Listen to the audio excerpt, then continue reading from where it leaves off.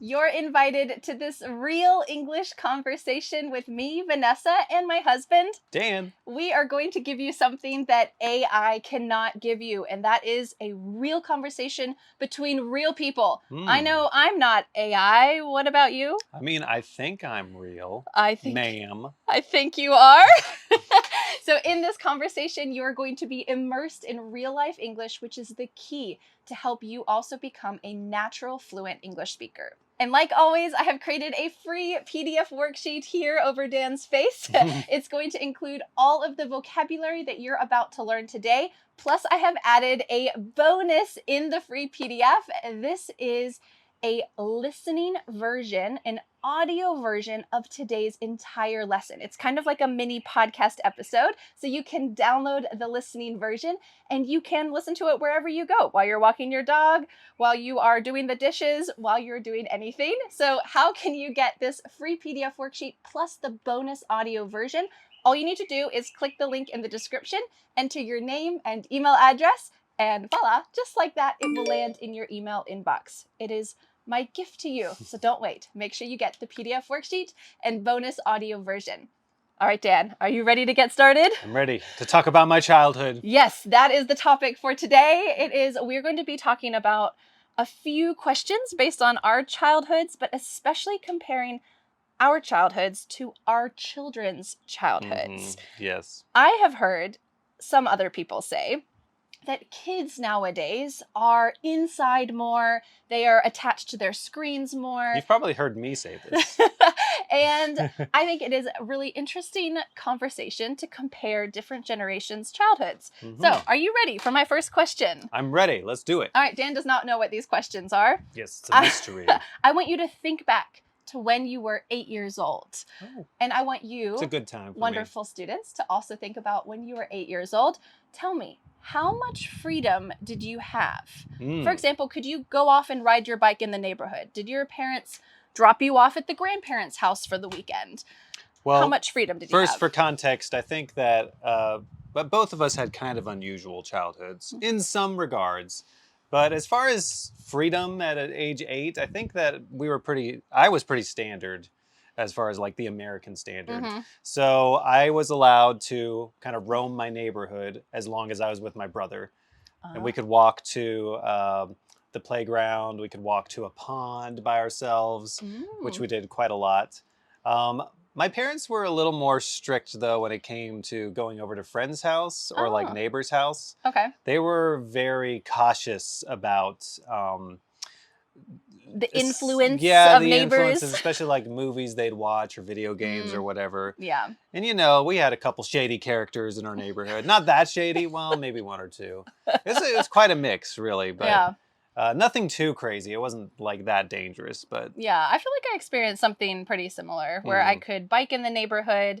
We could play with the neighborhood kids, but I went to a few sleepovers at friends' houses. That's a pretty common American thing. You can spend the night at a friend's house. But that was pretty much it. We couldn't walk to any shops because I lived so far away from shops or our school. Yeah. We couldn't walk anywhere. We lived in the suburbs. There's not a lot of shops that are just walkable. Yeah, you could just kind of stay in your neighborhood. But we didn't have, we'll talk about technology later. We didn't have any way to contact our parents when we were out. So let's talk about our kids, though. Our kids now, do they have the same type of freedom that we had as kids? Kind of, not really. A little bit less, I'd say. Yeah. Yeah. I feel like a lot of parents our age are a little more cautious with their kids, like even more so, especially like biking somewhere in the neighborhood or the fear of cars. Even walking. And I actually, in our neighborhood, our kids are out all the time. We have them running around. They can run up and down our road, which is a dead end, so it's not super dangerous. And they're often the only kids out, so I feel like a lot of kids are inside more, but I don't know if that's really necessarily the parents are scared to send them out or they don't want to give them freedom. I just think they're probably preoccupied with other things, if I had to guess. Possibly. We might talk about what those other things are later. So yeah, I do feel like our kids are we give our kids, I think, a little more freedom than maybe the average millennial parent does. But it depends on what you mean by freedom too, though, Yeah. because we don't let them watch a lot of TV or they don't have computers or phones or anything. Yeah, I guess physical freedom to like, Yeah. oh, you want to go to the neighbor's house and we Mhm. know that neighbor. Okay, that's Yeah. fine. Or you're We in. let our children be bored, so that helps them get outside.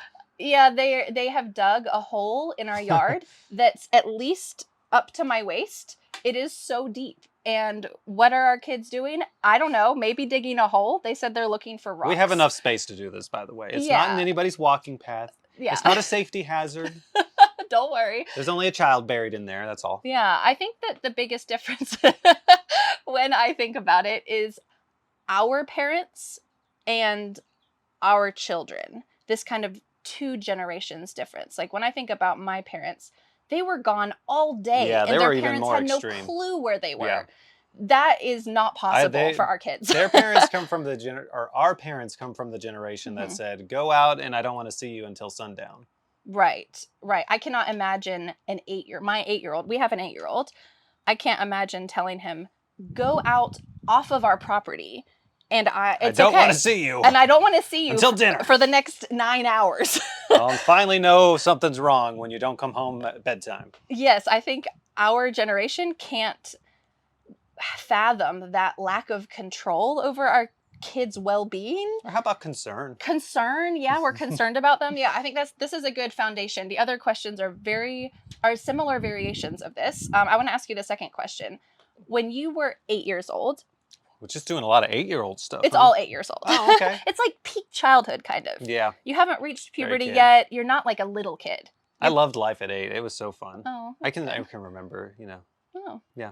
That's really good. Well, let's talk about it. What was let's talk about technology like when you were 8? Think phones, think music, think answering machines. Well, when I was 8 years old, it was 1995. Oh, yeah. And so, there was some technology. We had a TV in our basement, and I would go down and try to watch that sometimes. But my mom would always kind of snoop down there and be like, "What are you watching? It's time to turn it off." And I was one of those kids who really, really, really loved video games, and I wanted video games a lot, but my mom would not let me. My mom or my dad. But then my mom actually caved a little bit, and she got me a Game Boy. But, you can beat one of those games in a day usually. And so it wasn't an endless. It's not like stay up till 2 a.m. because I'm playing this game, and then the next day, and then all day, and then. My mom's also the type. She's like, he can play it on a road trip, and he can play it outside. He can take it anywhere. I mean, maybe you Which could. is kind of true, I guess. Yeah. But yeah. What about that's the technology we had. Yeah. Overall, we had my best friend had a computer. But we didn't have I don't think we had a good computer at that point. I remember we got a computer when I was in 6th grade. And you could type documents, and I think you could play Frogger, maybe? I Something played some fun little games like very that. simple.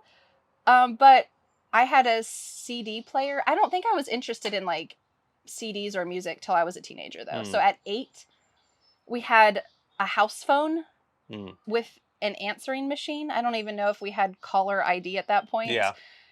And I just was not.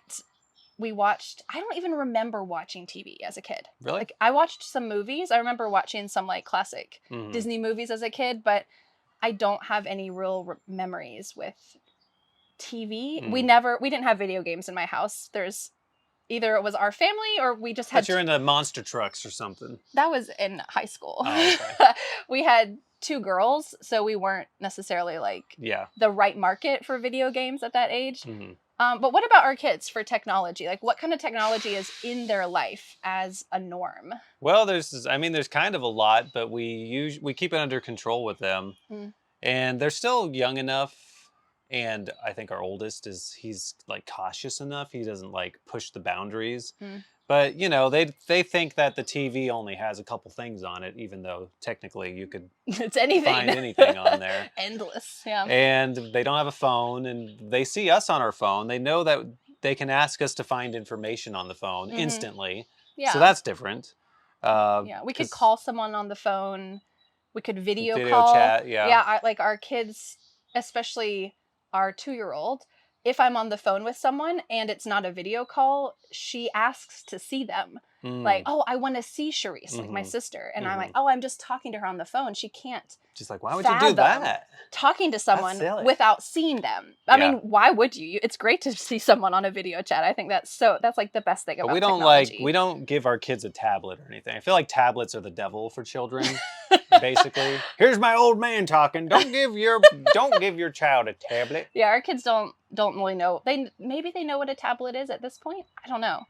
We have one, kind of. It's never out. Yeah, it doesn't. We don't work. We don't use it. Well, now it's broken as well. So. Yeah. They're around. They know that I work on the computer.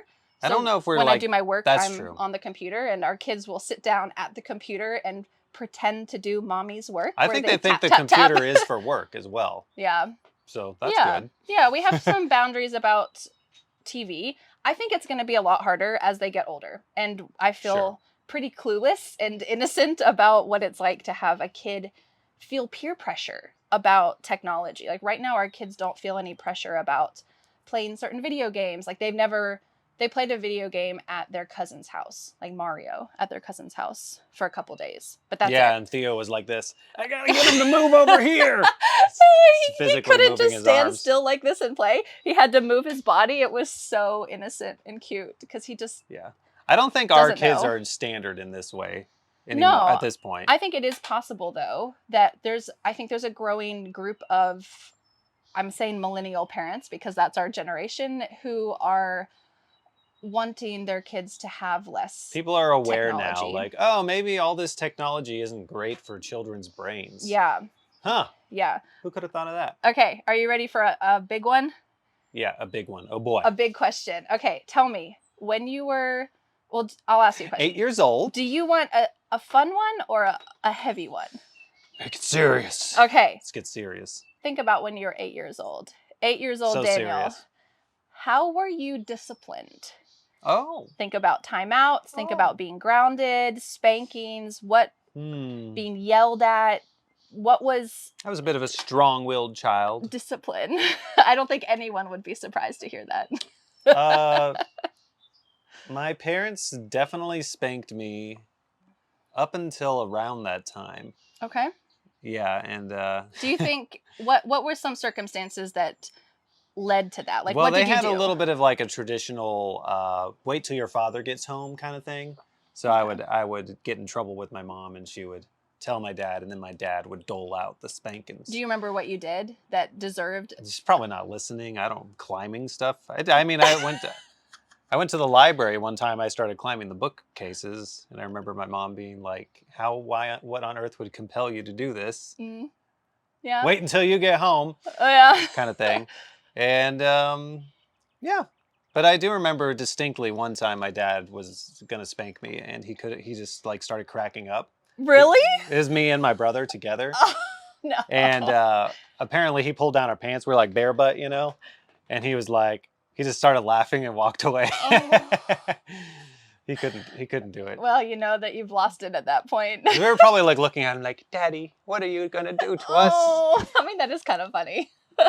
What did you ever get grounded as a child? Yeah, or like in timeout as a child, sent to your room? Sent to my room for sure. Yeah, that was a common discipline tactic, taking certain things away. Yeah, I think as a kid it was Game Boys, TVs, you know. Yeah, the good It's stuff. always the technology. Yeah, it's interesting. For little boys especially, I feel like. Yeah. I mean, as a teenager, grounded as well. I would get that away too. Yeah, and I feel like I remember getting really defiant. Maybe, I guess probably older though, like puberty, and you know, it changes getting in as you some get older. kind of big fights with my mom, especially. So yeah, we don't have to reveal all right now for the entire internet. Yeah. But I think when I was, I do know that they stopped spanking at some point. I don't know if it was explicit or not. Yeah, I mean, when you're not a kid anymore, I think that's pretty typical. But I mean, like for everybody, like all of us, even my sister. Yeah. Yeah. Do you think it was like a moral decision? Or just a... They never told me. Oh, interesting. Yeah. I mean, I got spanked as a kid. First, the same stuff, like not listening, fighting with my sister. You know, we fought all the time. This one? All the time. You know, siblings. Hmm. And I remember being Plus, I mean, your sister. I mean, come on. being sent to my room. That was pretty typical. I remember hitting my sister a couple times, and my mom sent me to my room, and I was so sad that I hit her that I snuck out of my room into her room, and we were playing with like our Barbie dolls, and my mom found us, and we were so scared because we were supposed to be in separate rooms because we were in trouble. Mm. And we're like, oh no, she caught us. Oh, I came out of my room, and we were playing peacefully together. Why would my mom be You'd made upset? up. She came in and was like, oh, you guys are playing together. Okay. Yeah. And I just could not fathom that that was a good end result. You're supposed to be punished I right was now. supposed to be punished. So I didn't do the punishment. I should be in trouble, right? But because we were playing so happily together, yeah, I distinctly remember that moment. The fear of being in trouble for not doing the punishment. Mhm. But yeah, how about let's think about our kids now. How are they We dropped the ball on this. disciplined? Well, we have a very strict no spanking policy. Yeah, we don't spank our kids. But then it's like, now what do we do? Yeah, I feel like our generation is stuck in the middle. Yeah. Where like a lot of science has come out and said hitting and spanking your kids is psychologically bad for them. It is not actually going to help them. So our generation hears that and says, okay, we're not going to spank, but there's not enough experience to tell us what else is effective. Too, the pendulum swung too far. Like a lot of parents our age as well, they would do. I would just call them permissive parents. I don't know exactly what this exists in all countries. I don't know exactly what they would call it, but you know, their kids just walk all over them and they're rude all the time and they get what they want. And like, who's the boss in the house? Is it the kids or the parents? It swung from one far side with like maybe our grandparents were very, very strict authoritarian parents. And then our generation has swung to be much more permissive. We're going to hear you out, child. Yes, tell me all your feelings. But then when you're rude, what do I do? So for us, our kids have timeouts. If they do something wrong, if they say something rude, if they hit someone, they have to go sit in a chair for 1 minute, 3 minutes, 5 minutes, whatever it is. Quiet, calm. That has worked really well. Even for our 2-year-old, sometimes it's easier when you start them young. Yeah, sometimes she skips over to the chair like, okay, I'm ready. Well, she's also like, yeah, I hit Freddie. Yeah, I did. Yeah, but even for Freddie, for our 5-year-old, he has adapted to that really well. He's the reason that we started the rules. Yes. In the first place. That was you as a child. Oh yeah, maybe. middle children. Middle children. Yeah. But for our oldest, it's a little bit trickier. I think as you get older, and I'm sure we'll figure this out too, or we'll find this out as our kids get older, discipline has to change. Like what is serious for him, for our 8-year-old, might be more, you're like more towards you're grounded side, like a long-term consequence. This weekend, you cannot play with your friends. You did something bad enough that this weekend you're not allowed to play with your friends. We have to stay home. Because those are more like grown-up consequences, kind of. So we're learning. We're trying to figure it out. I would say we were a bit late to the scene on some of this because we started out a little more like... just explain what the problem is, and then they'll naturally stop. Not really. We were very resistant to discipline because it feels like an infringement upon your children. But now I'm like... Kids are looking for a leader and you have to be the parent. Like who's supposed to be in charge in this situation? Yeah. And if you're not in charge, the kid is going to try to be in charge. Yeah. I have a feeling that when our kids are adults, they're going to be more in the middle. Like they're going to have a better picture. Maybe. I feel like generations tend to go like that though, where it's like the pendulum swinging back and forth. Yeah, the pendulum has gone from here to here, and then they will see the problems and kind of adjust a little bit more. Hopefully, right? We'll see. So let us know for you, what is kind of normal punishment in your household if your kids, or maybe when you were a child, what happened in your house? Tell us. Has there been any general loosening in your society as well? Like I think in America, maybe Europe too, I don't know. Less strict? Just way less strict. Yeah. Okay, we have 2 lightning round questions. Very quick. Boom. Are you ready? Tell me, what were your favorite games as a kid? Games, activities. Things to do. Tag. Tag. You're it. Tag, you're it. Cool. Other games? I don't know. Did you play on a Video trampoline? games? Oh, trampoline, sure. Oh, yeah, like dodgeball on the trampoline. That was fun. Okay. Yeah. Active, physical stuff. Man, we did all kinds of insane games, like alligator, where we took 2 mattresses and we jumped on the mattresses and smashed the people inside the mouth. I cannot imagine doing that. Yeah. Why? Because it was so fun. The friends that I hung out with, if I knew you as a kid, I would never have played with you. We wouldn't have been friends. I was scared to get on it. No. I was scared. I would have flirted with you, though. As an 8-year-old? Yes. I was scared to get on a trampoline because I didn't like that kind of physical, like, pushing or bumping. Like, that was not what I liked. So my favorite activities as a kid were crafts. We did a lot of crafts, sewing things, cutting little things. This is not a game. That's an activity. Oh. Like, what did you occupy your time with? And the next thing we loved to do was just dig outside. Kind of like what our kids do, but like make little things with sticks and dirt and all of that. Yeah, did I ever tell you about the Indiana Jones game? No. That's where my brother pulled us in the wagon and somebody pushed a barrel behind us, like the ball that was rolling after you, and other people threw like balls and hard things at you. While you're in the wagon? wagon? While you're in the wagon, yeah. Are you just free going down the hill, or is your brother? No, my brother's pulling us through like a course. Oh my gosh. Yeah. That is totally not what we It was a 4 boys, 2 girls situation, and only 1 girl played with us. Yeah, that would not have been me. Yeah. That would not have been me. Okay, we have another quick lightning round question. When you were a kid, what responsibilities did you have, or chores did you have as a kid? List like 2 or 3. Oh, my parents my dad would always shake his head about this now and be like, oh, we didn't give you enough chores.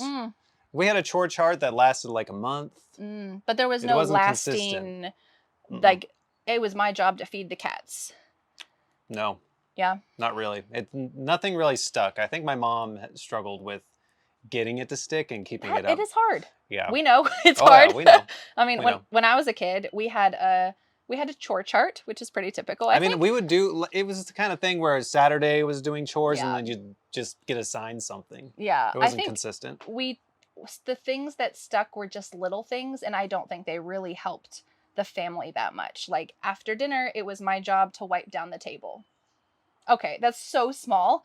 It's not really a responsibility. And at least from my experience as a parent, it takes more work to have your child do it than for you to do it. So for you to have your child take that responsibility, it's not because it makes it a life easier for you. Kind of like torture for you. It's because you're like literally trying to instill in them a skill, but it's going to take 6 months versus you doing it really quick. So I think that's something that we're starting to play around with. Like, the kids feed the cats. They're starting Got them to feed the cats. To collect the chicken eggs. They of course have to clean up their own stuff. Like, they always clean up their room, their books, their toys. Like, that's important. They have to put their shoes back. Those little things that are helpful, especially when there's 3 kids. Yeah, it's not super regimented, though. It's kind of similar to how we were, at least I was. Yeah. I think in the summer, though, Theo mows our grass. Oh, yeah, he likes doing that. Freddie cleans up. It's a really light lawnmower, by the way. Yeah, it's not too electric. hard. Freddie kind of cleans up the lawn before we do it. So they have some chores, but it's definitely different than what our grandparents did.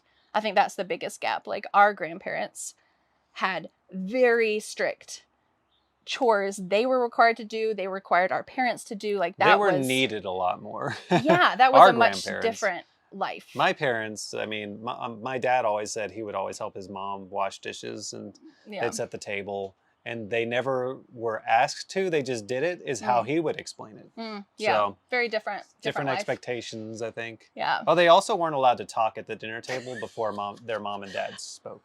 Very interesting. Yeah, I could see that now. It might be kind of nice.